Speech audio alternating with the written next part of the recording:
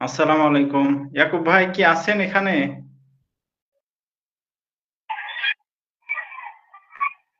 আচ্ছা, আমরা কি তাহলে এখন শুরু করব? জি।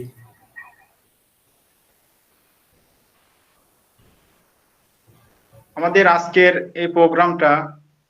এই লাইভটা মানে আমাদের বর্তমান যুবক যুবতী ভাইদের মনে ঘুরপাক খাওয়া অনেকগুলো প্রশ্নকে ঘিরে আমাদের মাঝে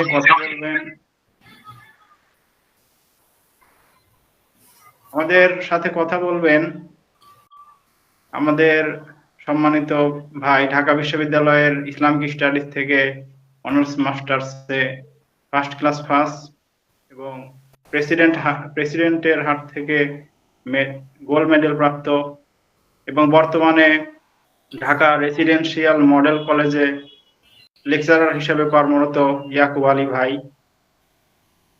আসসালামু আলাইকুম ওয়া রাহমাতুল্লাহি ওয়া বারাকাতুহু। এখানে কথা বলার জন্য আমরা কিছু প্রশ্ন সিলেক্ট করেছি। এই প্রশ্নগুলোর আলোকেই আমরা ইয়াকুব আলী ভাইকে আমি প্রশ্নগুলো করব। ইয়াকুব আলী ভাই সুন্দর মতো উত্তরগুলো দিবেন ইনশাআল্লাহ।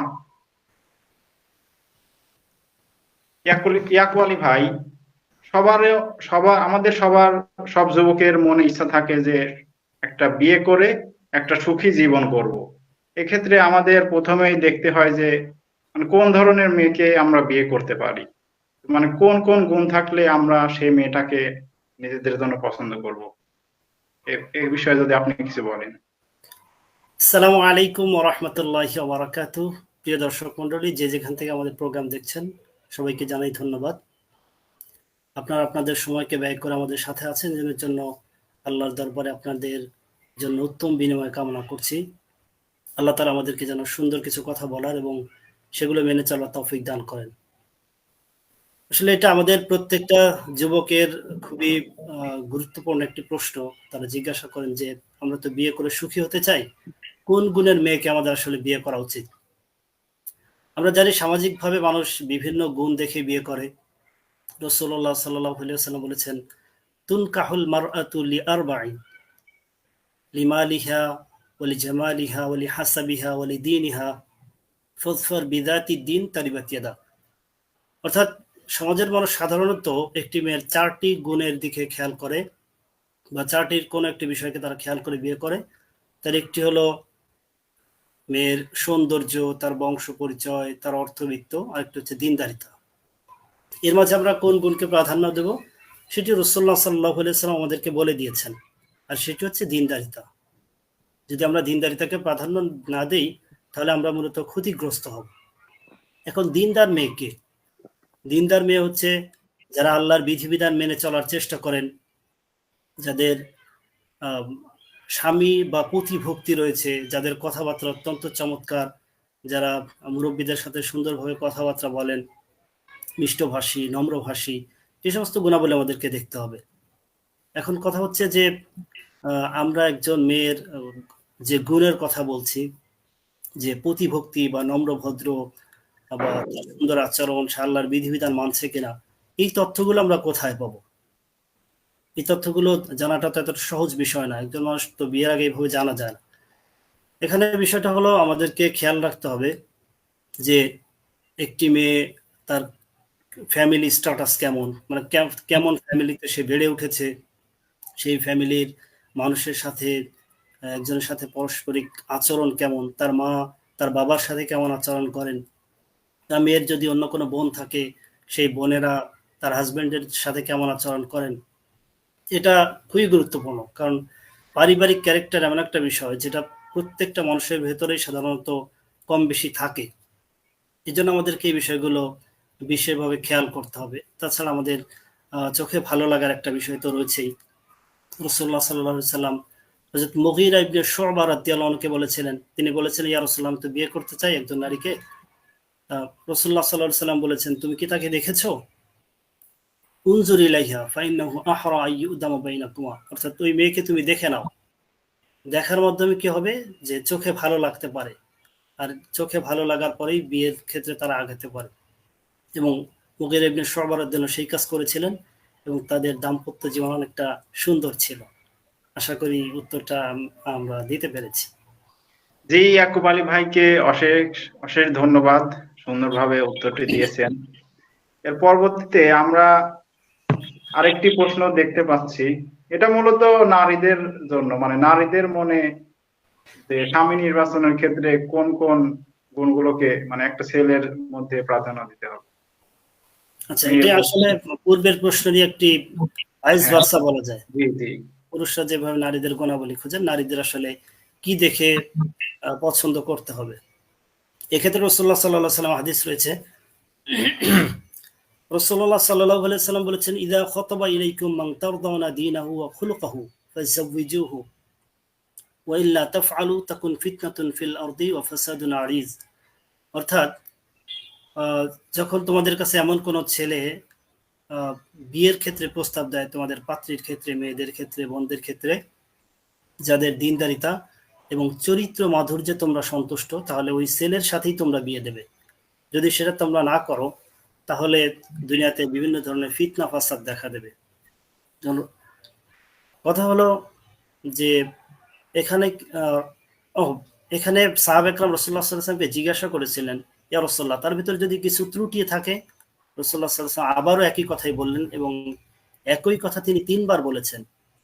অর্থাৎ দিনদারিতা দেখতে হবে, এবং তার ভেতরে চরিত্র মাধুর্য কেমন, তার আচার আচরণ কেমন, এটা বিষয় আমাদের খেয়াল রাখতে হবে। যদিও দিনদারিতার ভেতরে আচার আচরণটা অন্তর্ভুক্ত, তারপরে এটাকে আলাদাভাবে বলার একটা বিশেষ কারণ হলো যে অনেক মানুষকে আমরা দিনদার মনে করি, যেমন সে নামাজ পড়ে, সুন্দর করে দাড়ি রেখেছে, বা তার পোশাক আদি ভালো, কিন্তু অনেক সময় সে ব্যক্তির আচরণ ভালো নাও হতে পারে।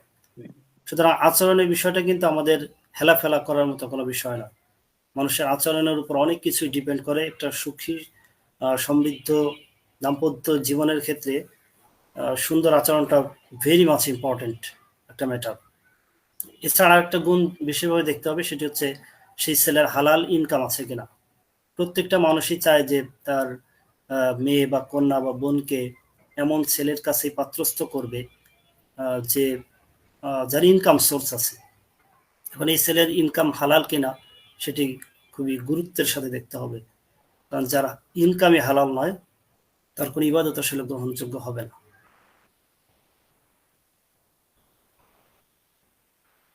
জি, ইয়াকিব ভাইকে অনেক ধন্যবাদ পরবর্তী প্রশ্নটির উত্তর দেওয়ার জন্য। এরপরে আমরা আরেকটি প্রশ্ন দেখতে পাচ্ছি, এটা হচ্ছে অনেক সময় দেখা যায় যে একটা ছেলে সব দিক থেকেই বিয়ের জন্য উপযুক্ত, সে সামর্থ্যবান, তার বয়সও হয়ে গিয়েছে, কিন্তু তার একটি কোনো মেয়েকে হয়তো পছন্দ, কিন্তু তার বাবা মা সেই মেয়েকে কিছুতেই ছেলের সাথে বিয়ে দিতে চাচ্ছে না। এক্ষেত্রে সেই ছেলে কি করতে পারে? সে কি বাবা মার খুশি করার জন্য ওই মেয়েকে বাদ দিয়ে অন্য কোনো মেয়েকে বিয়ে করবে, নাকি বাবা মার অমতেই সেই মেয়েকে বিয়ে করবে? যদি এ বিষয়ে কিছু বলেন এখন ভাই। জি জি জি, এখানে কয়েকটি বিষয় আসলে বিবেচ্য রয়েছে। প্রথমত যে পছন্দের যে ভিত্তি, পছন্দের ভিত্তিটা কি। এখানে দুইটা জিনিস হতে পারে। একটা হচ্ছে এই মেয়ের সাথে তার আগে থেকে সম্পর্ক আছে। বর্তমানে আমরা সমাজে এটা দেখতে পাচ্ছি, যদি এই সম্পর্ক অবৈধ, হারাম, এবারে সন্দেহ করার কোনো কারণ নেই। এখন যদি এমন হয় যে কারোর সাথে সে সম্পর্কে জড়িয়ে পড়েছে এবং তাকেই তার পছন্দ, বাবা মা তার সাথে রাজি নয়, এক্ষেত্রে আমরা ভাইকে বলবো যে প্রিয় ভাই, আপনি আগে আল্লাহর কাছে তাওবা করুন, ইস্তেগফার করুন, আল্লাহর কাছে ক্ষমা চান। কারণ প্রত্যেকটা পাপেরই একটা শাস্তি আছে। কখনো আল্লাহ তাআলা এটা কাউকে দুনিয়াতে দেন, কখনো বা কাউকে এই শাস্তি পরকালে দেবেন। আবার কাউকে হয়তো দুনিয়া এবং আখিরাতে দুই জায়গায় কম বেশি শাস্তি তার হতে পারে। সুতরাং এই জায়গা থেকে বেরিয়ে আসাটা গুরুত্বপূর্ণ। এরপর বিষয় হলো আপনার বাবা মা কেন সেটাকে অপছন্দ করছে, সেটা প্রথমে বিবেচনায় নিতে হবে। দেখা গেল যে এই মেয়ের ভেতরে দিনদারিতা নেই। ও দ্বিতীয় যে বিষয়, সেটা হচ্ছে আপনার প্রেম ভালোবাসা বা অবৈধ কোনো সম্পর্ক ছিল না, বাট এমনিতে আপনার ভালো লেগেছে। এক্ষেত্রে বাবা মার কাছে আহ, বাবা মায়ের উচিত এই সন্তানকে ব্যাখ্যা করা যে কেন তাকে অপছন্দ করছে। হতে পারে এই মেয়ের দিনদারিতার দুর্বলতা রয়েছে, আহ, বা সে মুখরাপনা টাইপের মেয়ে, আহ, বিতর্ক প্রিয়। এমন মেয়ের ক্ষেত্রে যদি বাবা মা নিষেধ করে, তাহলে আমরা ভাইকে বলবো যে আপনি অবশ্যই এটাকে গুরুত্বের সাথে আমলে নেবেন। হতে পারে আপনি তার চেহারা বা সৌন্দর্যে বা তার অর্থবিত্তে আপনি মুগ্ধ হয়ে গিয়েছেন, কিন্তু আপনাকে মনে রাখতে হবে যে একজন স্ত্রী বা একজন স্বামী যদি বিতর্ক প্রিয় মানুষ হয়, যে একজন আরেকজনকে বেশি কথা শোনাতেই আগ্রহী, তাহলে এই মানুষকে নিয়ে সুখী থাকা সম্ভব নয়। অনেক সময় প্রেম ভালোবাসার আহ, অন্ধ মোহের কারণে যে চিন্তাধারা আমাদের তৈরি হয়, সেটা হলো যে আহ, আমি কিছুদিন পরে তাকে ঠিক করে নেব। আসলে এই চিন্তাধারা একদম বোকামি সুলভ চিন্তাধারা। মানুষের নেচার এত সহজে পরিবর্তন হয় না। পাহাড়কে এক জায়গা থেকে আরেক জায়গায় সরিয়ে নেওয়া যতটা সহজ, তার চেয়ে কঠিন বিষয় হচ্ছে মানুষের নেচার পরিবর্তন হওয়া। সুতরাং এই বিষয়টাকে গুরুত্বের সাথে আমলে নেওয়া উচিত।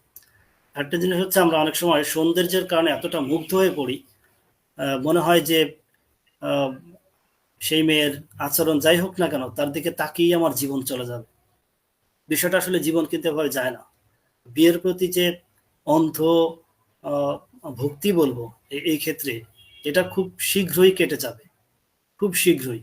হয়তো 3 মাস 6 মাস এভাবে যাবে, এরপরে দেখা গেল যে এই মুখরাপনার কারণে আসলে সম্পর্ক টিকেই থাকছে না।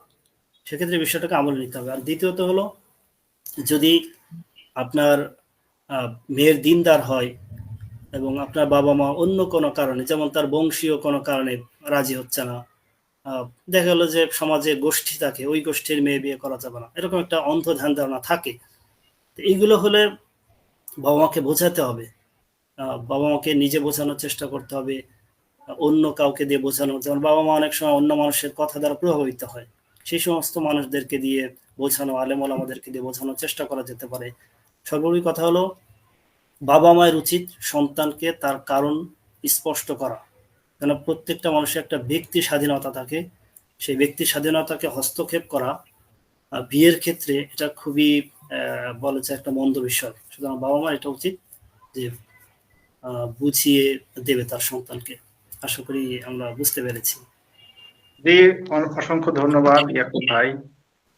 এরপরে আরেকটি প্রশ্ন আমি দেখতে পাচ্ছি, সেটা হচ্ছে অনেক সময় অনেক ভাইয়েরা মানে বিয়ে করতে চান, তারা দিনদার পাত্রীও পান, কিন্তু হয়তো পাত্রী দেখার পরে তাদের দৈহিক সৌন্দর্যে তারা আকৃষ্ট হন না। এক্ষেত্রে শুধু দিনদারিতাকে প্রাধান্য দিয়ে কি বিয়ে করে নেওয়া উচিত?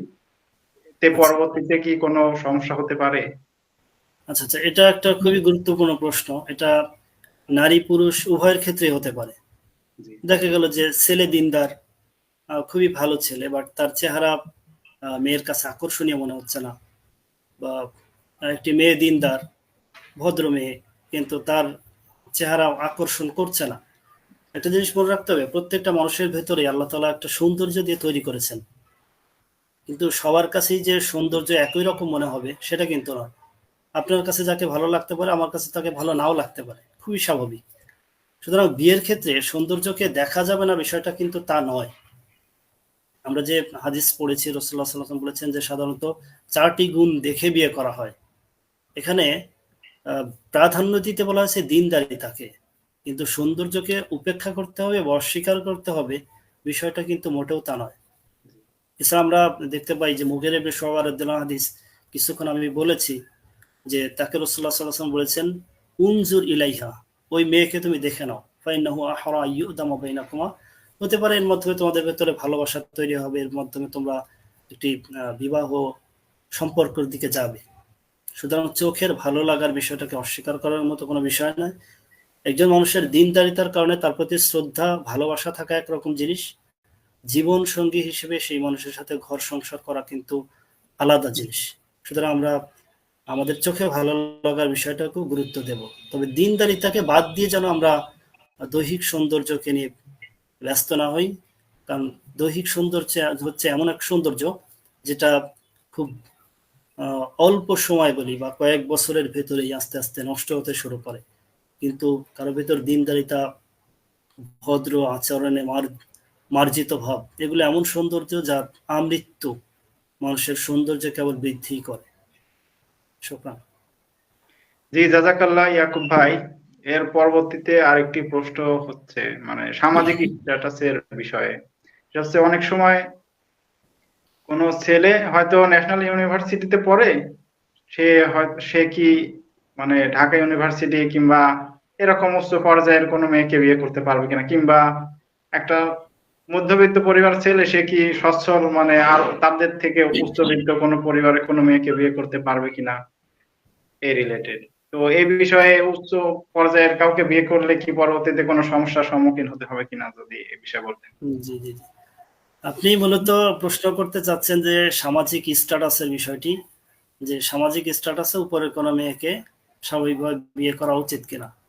এই বিষয়টা খুবই গুরুত্বপূর্ণ। আমাদেরকে বুঝতে হবে যে বিয়েতে যতদূর সম্ভব কাছাকাছি ছেলে এবং মেয়ের স্ট্যাটাস যত কাছাকাছি হবে সেটা ততই ভালো। কিন্তু এটা এমন কোনো গুণ নয় যেটা দিনদারিতার সমপর্যায়। আমরা যদি নারী এবং পুরুষের সমতার ক্ষেত্রে কথা বলি, তাহলে বেসিক্যালি যেটা আমাদেরকে প্রাধান্য দিতেই হবে, যেটা বাদ দিয়ে কোনোভাবেই বৈবাহিক সম্পর্ক হবে না, সেটা হচ্ছে আহ, ধর্মীয় বিষয়টা।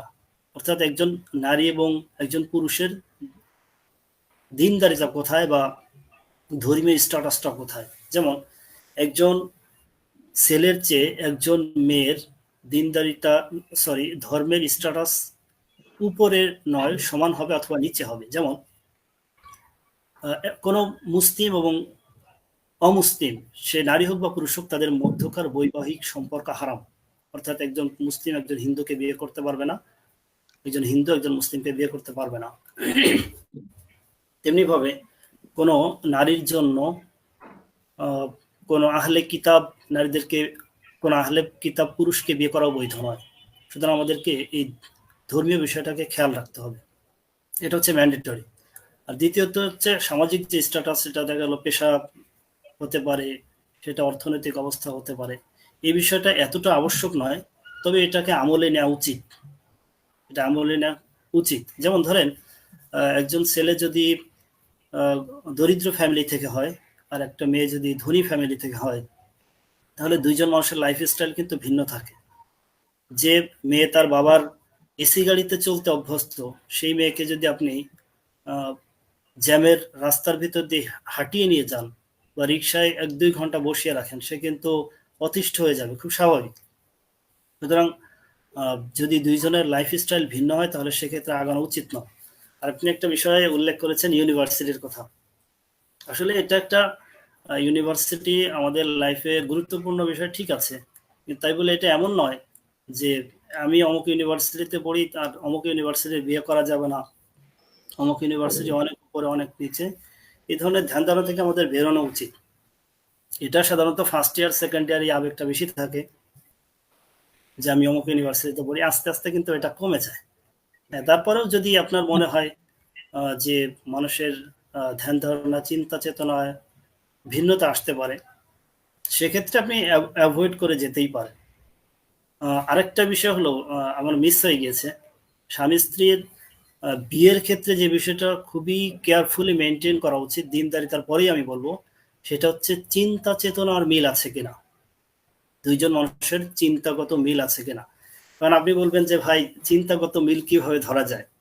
চিন্তাগত মিল ধরার 4টা বেসিক্যালি ক্রাইটেরিয়া আছে, 4টা কোয়েশ্চেন আছে, যেটা দিয়ে আহ, মানুষের দিনদারিতাকে, সরি, মানুষের চিন্তা চেতনার মিল অমিল বুঝতে পারা যায়।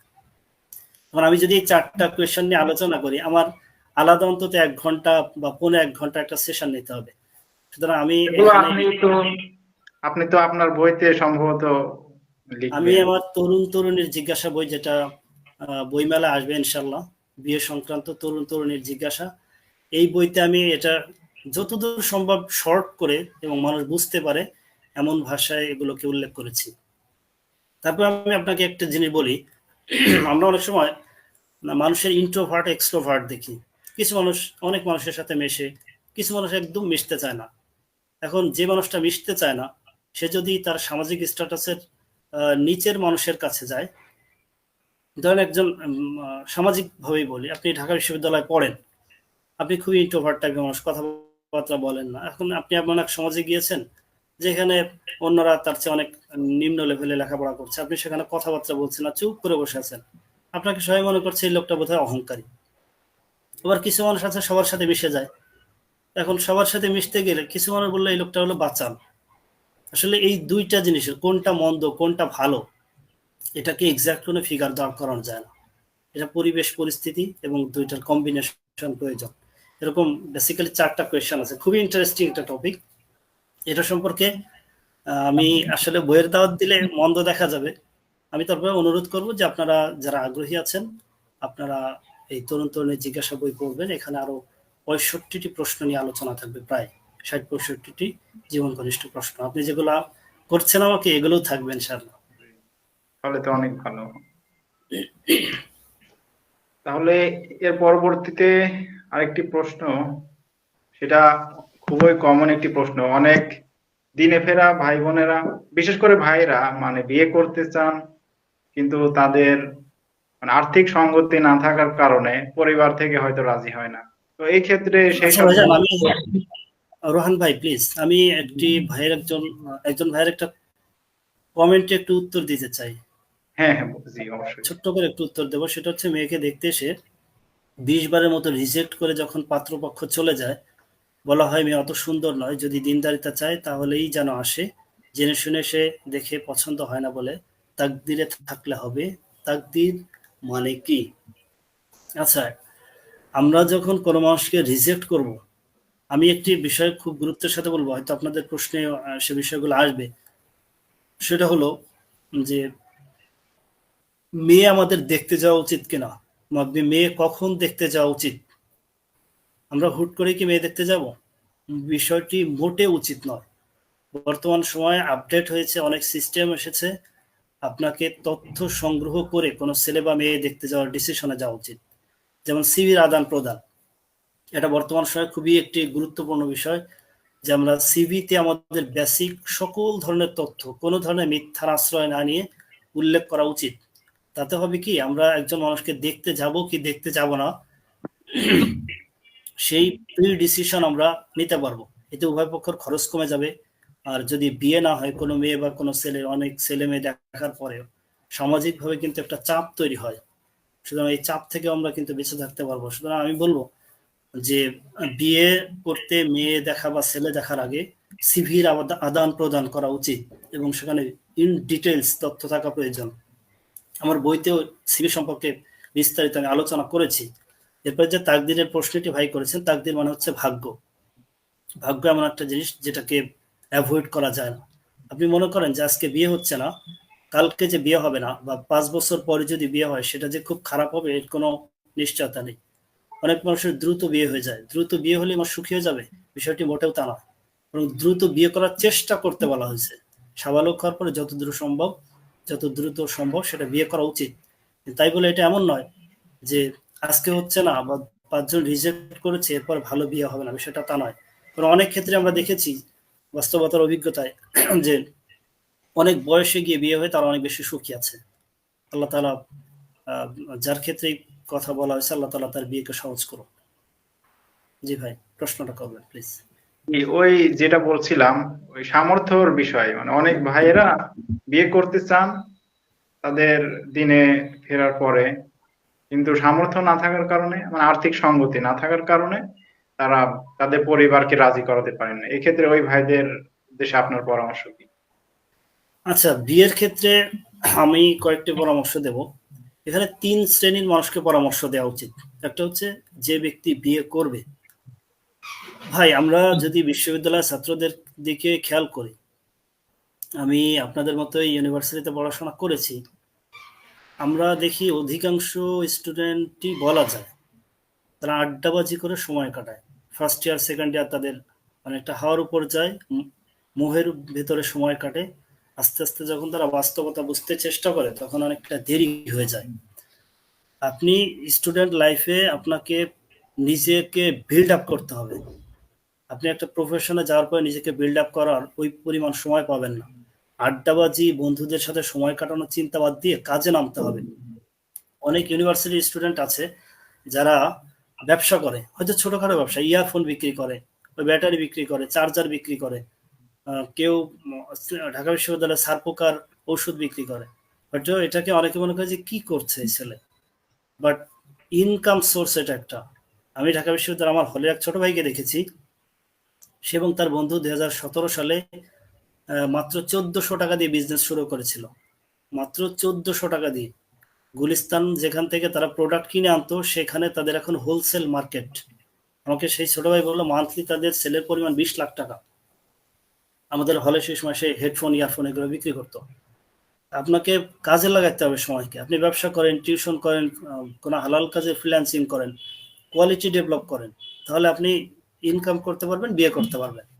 দ্বিতীয়ত হলো বাবা মাকে আমার অনুরোধ থাকবে, প্রিয় বাবা প্রিয় মা, বিশ্ববিদ্যালয়ের পরিস্থিতি যদি বলি বা আমাদের যুবক সমাজের অবস্থা যদি বলি, তারা বহুবিধ হারাম কাজে জড়িয়ে যাচ্ছে। সেখানে তাদেরকে বাধা দেওয়ার মতো কেউ নেই। কে কাকে বাধা দেবে? সেখানে বহু হারাম কাজে যখন তারা জড়িয়ে পড়ছে, সে সময় আপনি আপনার সন্তানকে অনেক সময় সামর্থ্য থাকার পরেও বাধা দিচ্ছেন। এটা আপনাদের জন্য প্রত্যাশিত নয়। আপনি বলবেন যে ছেলে মেয়ে বড় হয়েছে, তাদের বিয়ে দেওয়ার দায়িত্ব তো আমার না। আপনাকে মনে রাখতে হবে, উচ্চশিক্ষায় শিক্ষিত করার দায়িত্ব আল্লাহ তাআলা আপনাকে দেননি। সাবালক হওয়া পর্যন্ত আপনাদের তাদের প্রতি দায়িত্ব রয়েছে, এরপরে উচ্চশিক্ষার দায়িত্ব দেননি, কারণ উচ্চশিক্ষায় কোনো নাবালক বাচ্চারা পড়াশোনা করে না। বরং হাদিসে বলা হয়েছে যে যে ব্যক্তির সন্তানাদি হবে তার সুন্দর নাম রাখতে হবে, তাকে আদব কায়দা শেখাতে হবে, তাকে বিয়ের ব্যবস্থা করতে হবে সাবালক হওয়ার পরে। যদি সেটা না করে বাবা মা, আর যদি সে হারাম কাজে জড়িয়ে পড়ে, তাহলে এর জন্য বাবাকেও দায়ী করা হবে। সুতরাং এই বিষয়টা আপনার একজন বাবা হিসেবে আমি বলবো যে আপনি আপনার সন্তানকে জাহান্নামের আগুনে পুড়ে যাওয়া কখনোই পছন্দ করবেন না। সুতরাং সন্তানের বিয়েকে পছন্দ করুন, বিয়ের ব্যাপারে আগ্রহী হন। সমাজের বহু জিনিস আছে যেটা সমাজ আপনার উপর অযথাই বার্ডেন তৈরি করবে, অযথাই বার্ডেন। বিয়েতে 100 লোক যাত্রী নিতে হবে, এটা করতে হবে, এটা করতে হবে। এই সমস্ত সামাজিকতাকে বাদ দেন। এই সমস্ত সামাজিকতা বাদ দেওয়ার সবচেয়ে ভালো উপায় হলো পরিবারে দিনের প্র্যাকটিস করা। এই সুফলটা আলহামদুলিল্লাহ আমি আমার পরিবারে পেয়েছি। আমার ভাইরা সবাই আলেম ছিলেন, এবং সামাজিক অনেক বাইন্ডিংস আমাদের উপর তৈরি হয়নি। আমরা অল্প কয়েকজন দেখা গেলো, আমি আমার বিয়েতে একটা মাইক্রো নিয়ে গেছি, আমার ভাই এক ভাইয়ের বিয়েতে একটা মাইক্রো নিয়ে গেছি, আর এক ভাইয়ের বিয়েতে দেখা গেলো দুইটা মাইক্রো নিয়ে গেছি। কিন্তু সামাজিকতায় চাপ তৈরি 100, 200, 500 দিন প্র্যাকটিস করুন, ইনশাআল্লাহ আল্লাহ তাআলা আপনার জন্য দুনিয়া এবং আখিরাতকে সহজ করে দেবেন। আরেকটা জিনিস হচ্ছে, সমাজে যারা দানবীর আছেন, নেতৃত্ব পর্যায়ের ব্যক্তিবর্গ আছেন, তাদের কাছে আমার অনুরোধ থাকবে, প্লিজ আপনারা দান বা সহযোগিতা বিভিন্ন জায়গায় করেন। আপনারা যুবকদের যুবতীদের বিয়ের ক্ষেত্রে কন্ট্রিবিউট করেন। এই যুবক যুবতী যদি হারামে জড়িয়ে পড়ে, সমাজে যে অশ্লীলতা বিশৃঙ্খলা তৈরি হবে, এটা আজ হোক কাল হোক আমাদের প্রত্যেককেই সাফার করবে। সুতরাং বিষয়টা আমাদের খুব সিরিয়াসলি নেওয়া প্রয়োজন। শেখ উসাইমিন রহিমাল্লাহ বলেছেন যে যদি কোনো যুবক বিয়ে করতে না পারে অর্থনৈতিক কারণে, তাহলে তাকে জাকাত দেওয়া বৈধ। এটা খুবই স্বাভাবিক ব্যাপার। যে ব্যক্তির সামর্থ্য হচ্ছে না বিয়ে করার, সে ব্যক্তি তো গরিবদের অন্তর্ভুক্ত, যেটাকে আল্লাহ তাআলা জাকাতের 8টি খাতের প্রথমটি বলেছেন ফকির। সুতরাং আমাদের এই বিষয়টাকে আমলে নেওয়া প্রয়োজন। জি, ধন্যবাদ ইয়াকুব আলী ভাই। এর পরের প্রশ্নটি বোনদের পক্ষ থেকে, সেটা হচ্ছে মানে অনেক বোনেরা দিনের পথে ফেরার পরে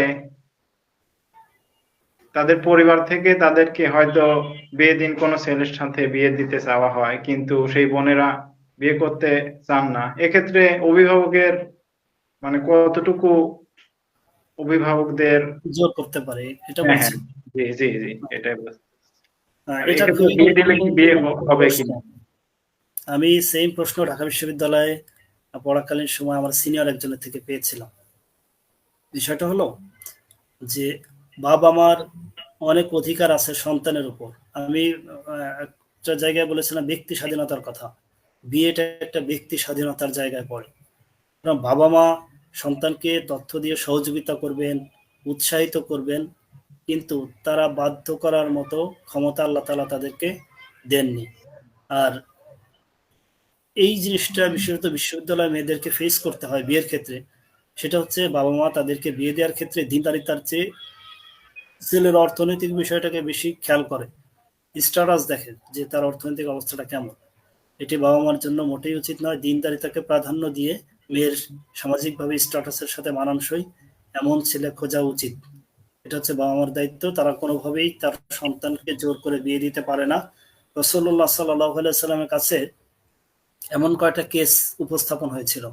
তো তাদের কেউ পূর্বে বিবাহিতা ছিলেন, কারো বা পূর্বে বিবাহ হয়নি, তাদের বাবা তাদেরকে জোর করে বিয়ে দিয়েছেন এবং রাসূলুল্লাহ সাল্লাল্লাহু আলাইহি ওয়াসাল্লামের কাছে এসে তারা অভিযোগ দিয়েছেন। তারা বলেছেন, ইয়া রাসূলুল্লাহ, আমাদেরকে আমাদের বাবা জোর করে বিয়ে দিয়েছেন, আমাদের অপছন্দে বিয়ে দিয়েছেন, আমরা এই পাত্রকে পছন্দ করি না। রাসূলুল্লাহ সাল্লাল্লাহু আলাইহি ওয়াসাল্লাম তাদেরকে সুযোগ দিয়েছেন, ইখতিয়ার দিয়েছেন, বলেছেন যে তোমরা চাইলে এই বৈবাহিক সম্পর্ক রাখতে পারো, চাইলে ভেঙে দিতে পারো। এদের ভিতরে কেউ সেটাকে ভেঙে দিয়ে আরেকজনের সাথে বৈবাহিক সম্পর্কে আবদ্ধ হয়েছে। কেউ বা বলেছে যে নারীরা যে তাদের বিয়ের ক্ষেত্রে ক্ষমতা রাখে, বাবা যে জোর করে বিয়ে দিতে পারে না, এই প্রমাণ রাখার জন্য আমি আপনাকে জিজ্ঞাসা করেছি, বাট আমি এই সম্পর্কে কন্টিনিউ করব। সুতরাং বিষয়টা হচ্ছে যে যদি জোর করে বাধ্য করে, আরেকটা জিনিস উল্লেখ করার মতো বিষয়, সেটা হচ্ছে যদি বাবা মা জোর করে আর সেই জোর করার কারণে কোনো মেয়ে রাজি হয়ে যায়, বিয়ে করে, তাহলে বিয়ে কিন্তু হয়ে যাবে। কবুল বললে বিয়ে কিন্তু হয়ে যাবে, ইজাব কবুল হলে বিয়ে হয়ে যাবে সাক্ষী থাকলে। বাট জোর করে বিয়ে দিলে তাদের ওই বিয়েকে ভেঙে দেওয়ার মতো অধিকার তৈরি হবে। একজন বাবা মা বিবেকবান, সুবিবেকবান বাবা মার জন্য এটা কখনোই উচিত নয় যে তার সন্তানকে তারা কোনো বিয়েতে বাধ্য করবে।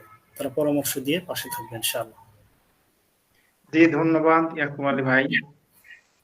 এরপরের আরেকটি প্রশ্ন, এই প্রশ্নটা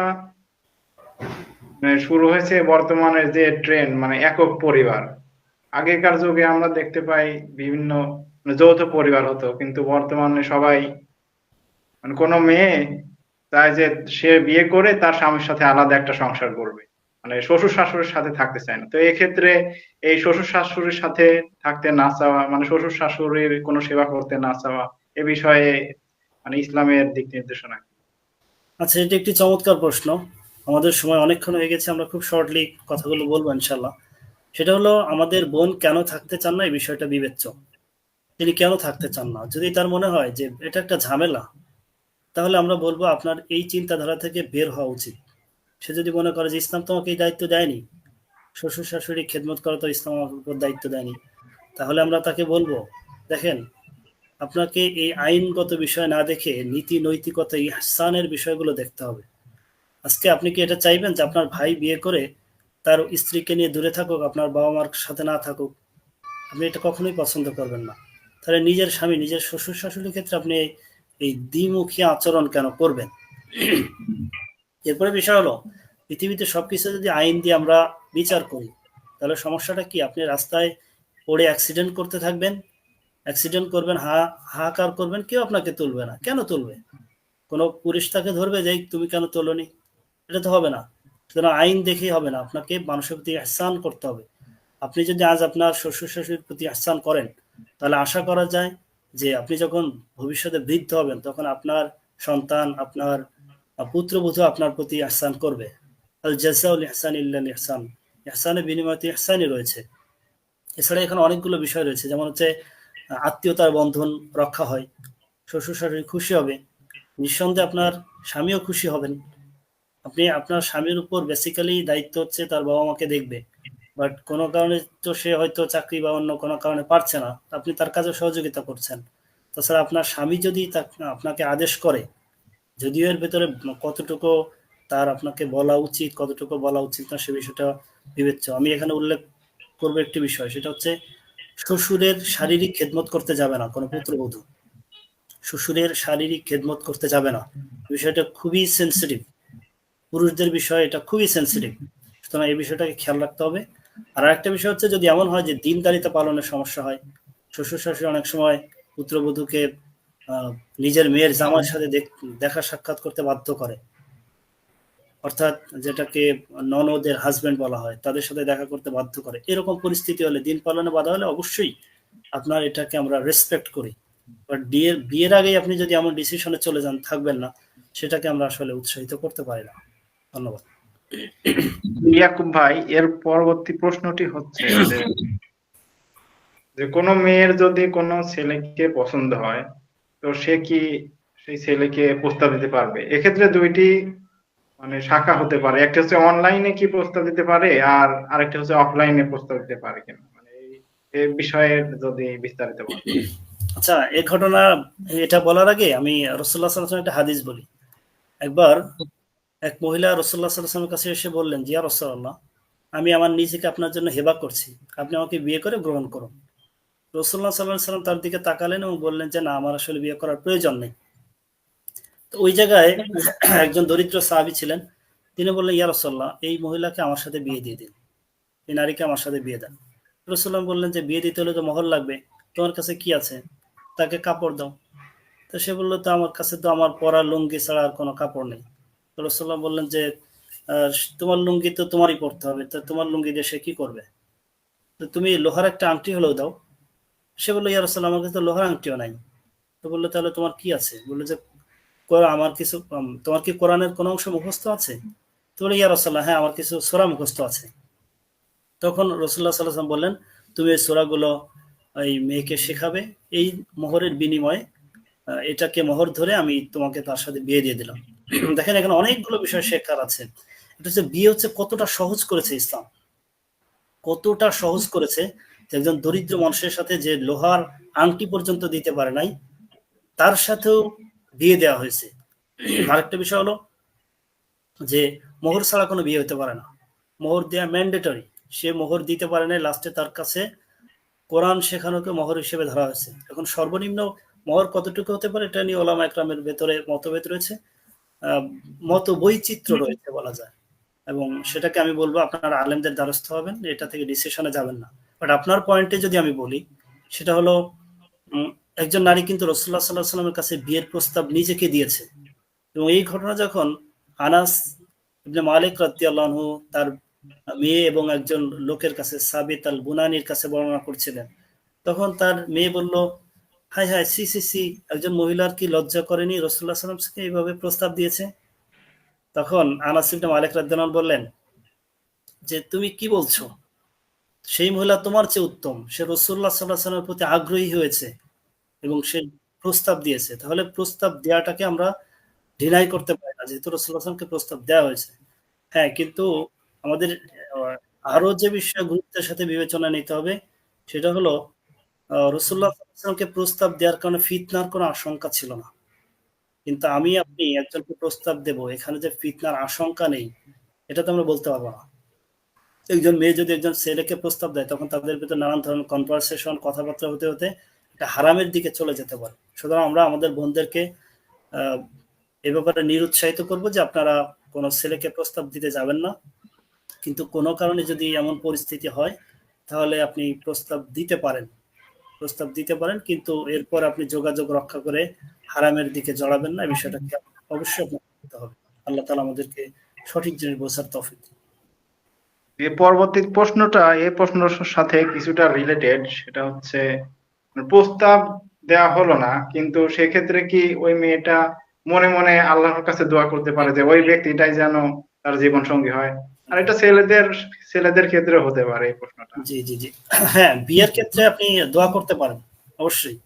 আল্লাহ তাআলা বিয়ের ক্ষেত্রে তো দোয়া শিখিয়েছেন, রব্বানা হাব লানা মিন আজওয়াজিনা ওয়া যুররিয়াতিনা কুররাতা আয়ুন ওয়াজআলনা লিল মুত্তাকিনা ইমামা।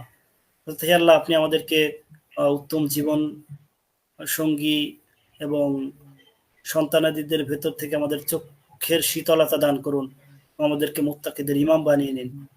সুতরাং দোয়া তো করা যেতেই পারে। আরেকটা হচ্ছে, ভালো জিনিসের প্রতি মানুষের মুগ্ধতা রয়েছে, এটা হিউম্যান নেচার। কল্যাণ চাওয়া তো আল্লাহ তাআলা আমাদের দোয়া শিখিয়েছেন, রব্বানা হাব লানা মিন আজওয়াজিনা ওয়া যুররিয়াতিনা কুররাতা আয়ুন ওয়াজআলনা, সরি, রব্বানা আতিনা ফিদ দুনিয়া হাসানা ওয়া ফিল আখিরাতি হাসানা ওয়া কিনা আযাবান নার। সুতরাং কল্যাণ হিসেবে আপনি চাইতে পারেন।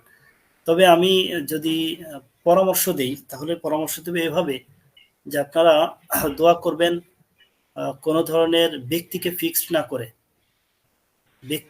না করে বরং আল্লাহর কাছে এভাবে দোয়া করবেন যে আল্লাহ, আমাকে উত্তম জীবন সঙ্গী দান করুন। এতে হবে কি, আপনার পুরোপুরি ডিপেন্ডেন্ট আল্লাহর উপর যাবে, যে আমি পুরোপুরি আল্লাহর কাছেই চাচ্ছি, ভালো একজনকে চাচ্ছি, আমি অমুকে ফিক্সড করে দিচ্ছি না। কারণ হলো, ওই ব্যক্তি আমার জন্য কল্যাণকর হতেও পারে, নাও পারে। আজ আমার কাছে যেটা কল্যাণকর মনে হয়, কাল সেটা মনে নাও হতে পারে। আর এমন যদি হয় আপনার হৃদয় আসলে পড়ে গেছে, ওই ব্যক্তির প্রতি আপনার মুগ্ধতা এসে গেছে, আপনি আসলে এইভাবে দোয়া করতে পারছেন না, সেক্ষেত্রে আপনি এইভাবে দোয়া করতে পারেন যে আল্লাহ, আমাকে অমুককে কল্যাণ সহ দিয়ে দিন, আমি অমুককে কল্যাণ সহ চাই। এমনিতে চাই, বিষয়টা যেন এতটা হেলা ফেলার না হয়।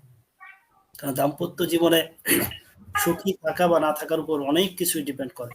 সুতরাং এইভাবে দোয়া করা যেতে পারে, আল্লাহ কল্যাণ সহ আমাকে আমার জীবনে এনে দিন। এর পরবর্তী প্রশ্নটা হচ্ছে বয়স নিয়ে, মানে বিশেষ করে মেয়েদের ক্ষেত্রে এই সমস্যাটা হয়, মানে কোনো মেয়ের হয়তো সৌন্দর্য কম থাকার কারণে কিংবা হয়তো মানে অনেক শর্ট হওয়ার কারণে তাদের সহজে বিয়ে হয় না, অনেক দেরি হয়ে যায়, তাদের বয়স বেশি হয়ে যায়। তো সেক্ষেত্রে কি তারা বয়স গোপন করতে পারবে কিংবা কম বলতে পারবে? আচ্ছা আচ্ছা, আমাদের আগের প্রশ্ন সম্পর্কে মামুনুর রশিদ ভাই একটা প্রশ্ন করেছেন যে ওই কল্যাণ সহকারে চাওয়ার বিষয়টা। হ্যাঁ, আরেকটা জিনিস উল্লেখ করি যে পছন্দ হবার পরেও আমরা আল্লাহর কাছে এভাবে দোয়া করবো যে আল্লাহ অমুককে আমার জীবনে কল্যাণ সহ দিয়ে দিন, আর যদি কল্যাণ না থাকে তাহলে তার প্রতি আমার হৃদয়ে যে আগ্রহ তৈরি হয়েছে, আকাঙ্ক্ষা তৈরি হয়েছে, সেই আগ্রহকে দূর করে দিন, অকল্যাণের সহ যেন আমি সেটাকে না পাই। তো এবার যে প্রশ্ন করেছেন বয়সের বিষয়টা, অনেক সময় দেখা গেল ছেলে বা মেয়ে উভয়েরই বয়স বেড়ে যায় ঠিক মতো, বা আমাদের চিন্তায় টাইমলি ম্যারেজ যখন হয় না তখন নানাবিধ সমস্যা দেখা দেয়। তখন দুইটা বিষয়, একটা হচ্ছে যদি অপর পক্ষ আপনাকে স্পষ্ট করে জিজ্ঞাসা না করে যে আপনার বয়স কত, তাহলে আপনার তো বলার প্রয়োজন নেই। আপনার স্বামী স্ত্রীর বয়স, স্বামীর বয়স যে কম হতে পারবে না এটা এটা তো নয়। রাসূলুল্লাহ সাল্লাল্লাহু আলাইহি ওয়াসাল্লামের জীবনে কোনো স্ত্রী তার বড় ছিলেন, কোনো স্ত্রী তার অনেক ছোট ছিলেন, কোনো স্ত্রী তার সমবয়সী ছিলেন। সুতরাং কম বেশি বয়সে বিয়ে হতেই পারে। এরপরে কথা হলো, যদি স্পষ্ট করে জিজ্ঞাসা করে তাহলে অবশ্যই আপনাকে স্পষ্ট সত্য কথা বলতে হবে। কারণ মুমিন কাউকে ধোকা দিতে পারে না, মান গশ্শা ফালাইসা মিন্না।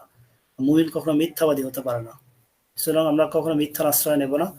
আর আরেকটা বিষয় হলো, আপনার যদি বয়স বেশি হয়ে যায় সেক্ষেত্রে অনেক বয়স হয়ে যাওয়া মানুষের তো বিয়ে হয়নি, সেই ধরনের আপনি একটু বয়স বেশি থেকেই বিয়ে করতে পারেন। ধরেন একজন ছেলে কোনো কারণে 35 বছরে 35 বছরও বিয়ে হয়নি, কারণ সে বিয়ে করতে গিয়ে কি 15 বছরের মেয়েকে বিয়ে করতে হবে? কেন, সে 30 35 বছর বা 40 বছরের একজন মেয়েকেও তো বিয়ে করতে পারে। সুতরাং এই বিষয়টাকে ফ্লেক্সিবল ভাবে দেখা উচিত, এবং কোন ধরনের মিথ্যার আশ্রয় নেওয়া বৈধ হবে না।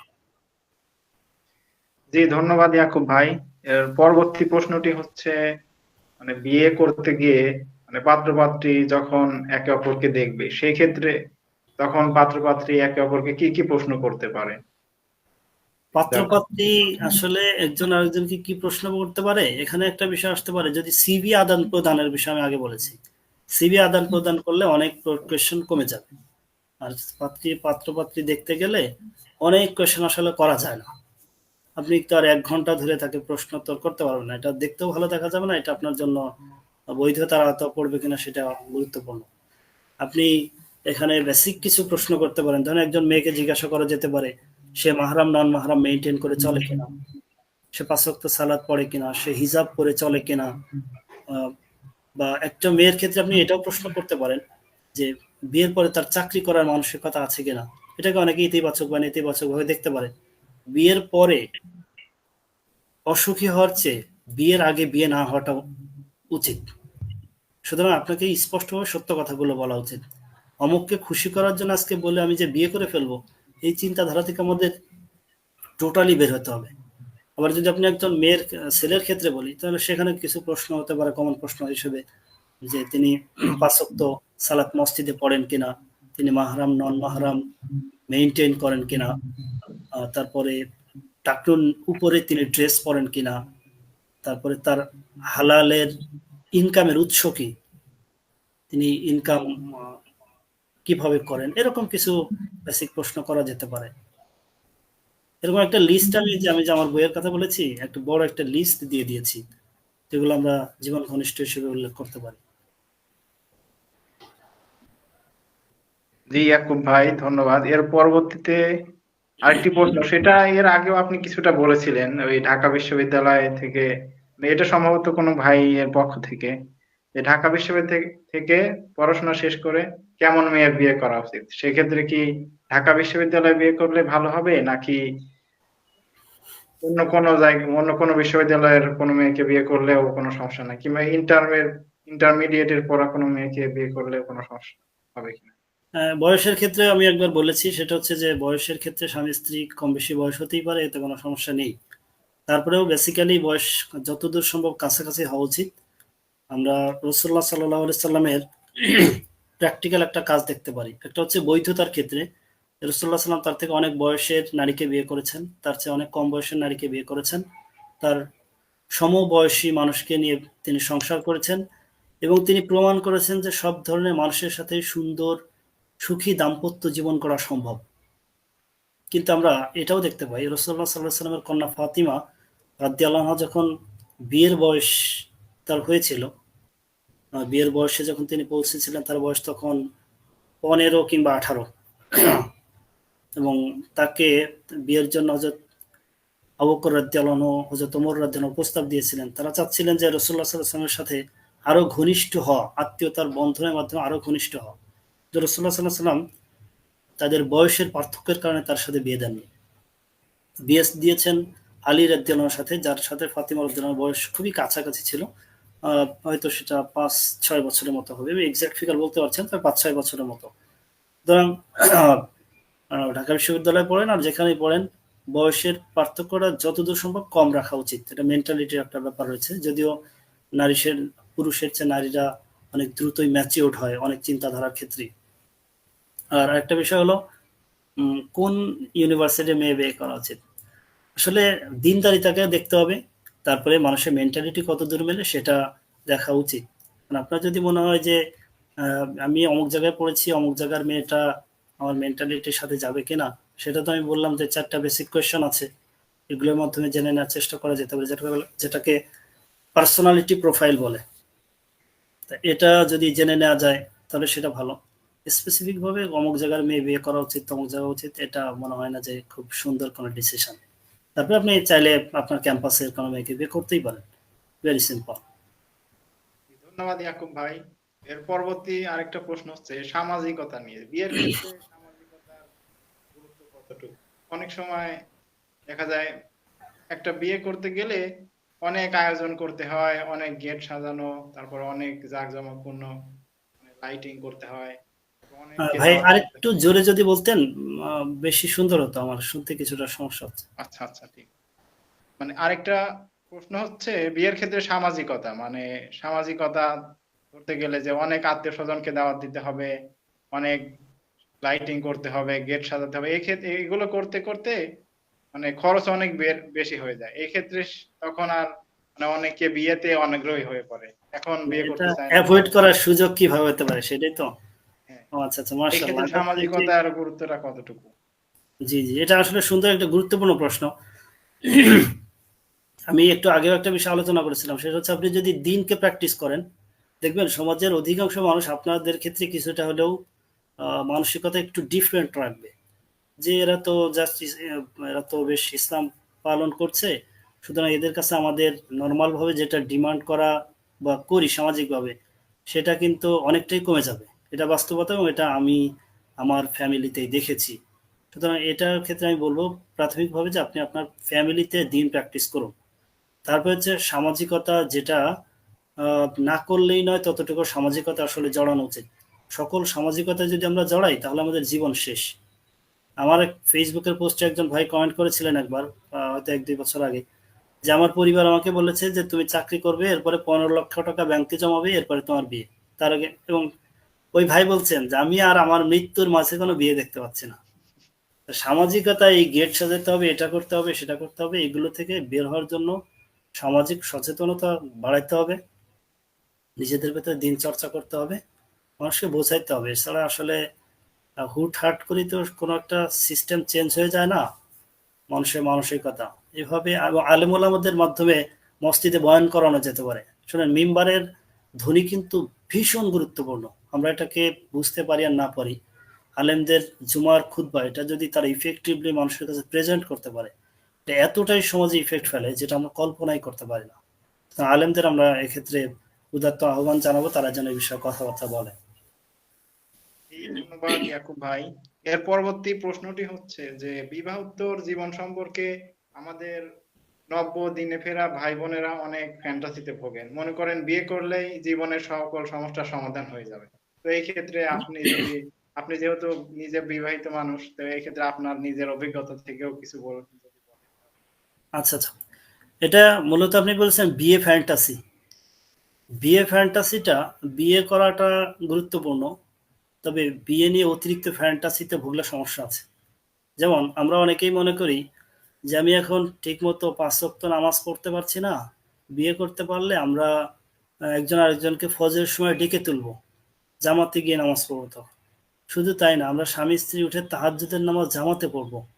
হাদিসে বলা হয়েছে যে ওই স্বামী এবং ওই স্ত্রীর কথা যারা একজন আরেকজনের মুখে পানি ছিটিয়ে দিয়ে জাগিয়ে তোলে, এটা আমরা সেই সময় ফুললে আমল করব। এই ধারণাটা একটা বোকামি ধারণা বলতে হবে। আপনার বিয়ের আগের এবং বিয়ের পরের চেঞ্জ খুব যে একটা চলে আসবে, বিষয়টা এরকম আশা করা ঠিক না। বরং বিয়ের আগে ইবাদত বন্দেগীকে বাড়ানো উচিত। বিয়ের আগেই তাহাজ্জুদ পড়া উচিত এবং বিয়ের আগেই তাহাজ্জুদ পড়ার সময় এই দোয়া করতে হবে, আল্লাহ আমার এমন জীবন সঙ্গী দাও যেন আমরা একসাথে তাহাজ্জুদ পড়তে পারি। আহ, এমন যেন না হয় যে আমরা খালি ঘুমায় থাকলাম। নইলে বিয়ের আগে না পড়লে বিয়ের পরে দেখা গেল ফজরের নামাজই কাজা হইতে শুরু করবে। কারণ অতিরিক্ত আমরা বিয়ের পরে এই হয়ে যাব সেই হয়ে যাব, সেই ধরনের চিন্তা করা উচিত নয়। মানে দিনদারিতা, বিয়ের মাধ্যমে যে অর্ধেক দিনদারিতা পূর্ণ হয়, এটা মানুষের নৈতিক চারিত্রিক অনেক ধরনের অপবিত্রতা বা পাপ থেকে মানুষকে বিরত করে। দিন পালনে যদি দুজন মানুষ ভালো মানুষ হয়, দিন পালনে অনেক বেশি সহযোগী হয়। কিন্তু বিয়েই একমাত্র সমাধান, এটা মনে করার কোনো কারণ নেই। জি, ধন্যবাদ ইয়াকুব ভাই। পরবর্তী প্রশ্নটি, সর্বশেষ প্রশ্ন, সেটা হচ্ছে যে বিয়ের আগে আমরা কিভাবে যাচাই বুঝতে পারি যে একটা মেয়ে কিংবা একটা ছেলে কতটুকু দিনদার? ছেলেদের ক্ষেত্রে বিষয়টা সহজ হয়, কিন্তু মেয়ের দিনদারিতা যাচাই করাটা মানে অনেক ক্ষেত্রে কঠিন হতে পারে। তো এক্ষেত্রে আহ, যদি, ছেলে মেয়ের বিয়ের দিনদারিতার যাচাইয়ের কথা বলেছেন? জি জি, ও আচ্ছা, এটা নিয়ে আমরা প্রথম প্রশ্নেই কিছু কথা বলেছিলাম। এটা আপনার দেখতে হবে যে একটা মেয়ে বা একটা ছেলে কেমন মানুষের সাথে মেশে, তার পারিবারিক, একজনের সাথে আরেকজনের আচরণ কেমন। কারণ পারিবারিক আচরণ কিন্তু মানুষের ভিতর ব্যাপকভাবে প্রভাব ফেলে এবং ওটাকেই তার ইন ফিউচারে, আমরা এই জন্য কথায় কথা বলি আমার বাবা এটা করতেন, আমার মা এটা করতেন, এবং সেটাকে আমরা আদর্শ হিসেবে নেই। সুতরাং তার ফ্যামিলিতে আচরণ কেমন সেটাকে খুব গুরুত্বের সাথে দেখতে হবে। তাছাড়া সে কোন ধরনের মানুষের সাথে মেশে, সাধারণত মানুষ তার সমচিন্তার মানুষের সাথে মেশে, এ বিষয়টা খেয়াল করা। আর বর্তমান জামানে আমরা মানুষের অনলাইন অ্যাক্টিভিটি দেখতে পারি। হ্যাঁ, অনেক সময় দেখা যায় যে অনলাইন অ্যাক্টিভিটিতে যারা ভালো কাজ করছে তারা আসলে মূলত মন্দ লোক। মানে মন্দ লোক ভালো সাজার চেষ্টা করে, কিন্তু ভালো লোক তার মন্দ সাজার চেষ্টা করবে না। এটা তো একটা গুরুত্বপূর্ণ বিষয়। কিন্তু আমরা সেটা করতে গিয়ে যেন আমরা তাকে ইনবক্সে চ্যাটিং করে জানার চেষ্টা না করি, সেটা থেকে বিরত থাকা উচিত। আর সর্বোপরি আল্লাহর কাছে দোয়া করতে থাকা উচিত। এবং আশেপাশে ছেলেদের ক্ষেত্রে যেমন মসজিদের খবর নেওয়া যায়, ইমাম সাহেব উনি যেখানে থাকেন উনি আসলে মসজিদে আসেন কিনা, নামাজ কালাম পড়েন কিনা, সেটা কিন্তু চেষ্টা করা যেতে পারে। আর বিয়ের ক্ষেত্রে সঠিক তথ্য দিয়ে দিলে একজন মানুষ যে গুণাগার হবে বিষয়টা কিন্তু তা নয়। এটা গীবতের অন্তর্ভুক্ত হবে না। জি, শুকরান। জি, ধন্যবাদ ইয়াকুব ভাই। আমরা আমাদের সকল প্রশ্নগুলো শেষ করেছি। এখন যদি কোনো ভাইয়েরা কিছু জানতে চান। আচ্ছা, একজন ভাই জিজ্ঞাসা করেছেন বক্তার প্রি ম্যারেজ প্রিপারেশন জানতে চাই। ও, ইনি আমার একজন সম্মানিত কলিগ। উনি বোধহয় একটু মজা করে কমেন্টটি করেছেন। উনি আমার বিষয়ে মোটামুটি জানেন। তারপরে আমি আমার দর্শক ভাইদের জন্য দু একটি কথা বলবো। সেটি হচ্ছে আমি ইউনিভার্সিটি লাইফ থেকেই আমি বিয়ে বা ফ্যামিলি লাইফ নিয়ে কাজ করতে খুবই আগ্রহী। এটা নিয়ে আমি নানা সময় বক্তব্য দিয়েছি, ইউনিভার্সিটি হলেও বক্তব্য দিয়েছি জুমার খুতবায়। এছাড়া আমি এটা নিয়ে বেশ পড়াশোনা লেখালেখির ভেতরে আছি। মানে আমি এখনো ছাত্র লেভেল, আমি টিচার লেভেলের কেউ বলা যায় না। এক্ষেত্রে শিখছি আর চেষ্টা করছি যতটুকু শিখেছি সেটা মানুষকে জানানোর। আমি যে বিয়ে সংক্রান্ত তরুণ তরুণীর জিজ্ঞাসা, এখানে প্রায় ৬০-৬৫টি একদম জীবন ঘনিষ্ঠ, আপনি যেমন আমাকে জিজ্ঞাসা করেছেন, এগুলো ওখানে থাকবে, অনেকগুলো প্রশ্ন থাকবে ইনশাল্লাহ।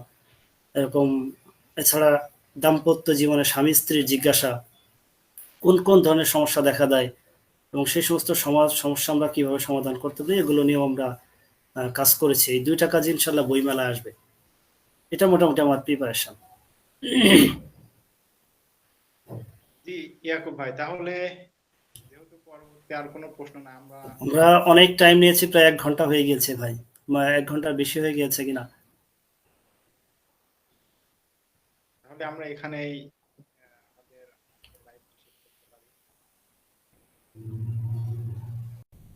সুবহানাকাল্লাহুম্মা ওয়া বিহামদিকা আশহাদু আল্লা ইলাহা ইল্লা আনতা আস্তাগফিরুকা ওয়া আতুবু ইলাইক।